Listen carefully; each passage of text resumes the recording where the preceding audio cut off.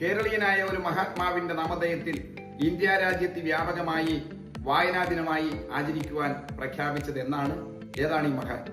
വായനാ ദിനം എന്ന് കേൾക്കുമ്പോൾ തന്നെ നമുക്കറിയാം PN പണിക്കരെ കുറിച്ചാണ്.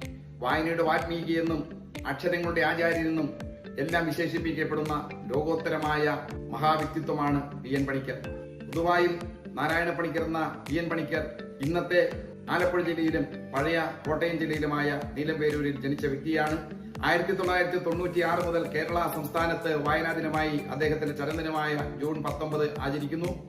എന്നാൽ ഇന്ത്യ രാജ്യം മുഴുവൻ അദ്ദേഹത്തിന്റെ ചരമദിനം വായനാ ദിനമായി പ്രഖ്യാപിക്കപ്പെട്ടുകൊണ്ട് ഇന്ന് രാജ്യം മുഴുവൻ വായനാ ദിനം ആചരിക്കുകയാണ്. 2017 ഇന്ത്യൻ പ്രധാനമന്ത്രി രാജ്യവ്യാപകമായി വായനാ ദിനമായി ജൂൺ 19 പ്രഖ്യാപിച്ചത്.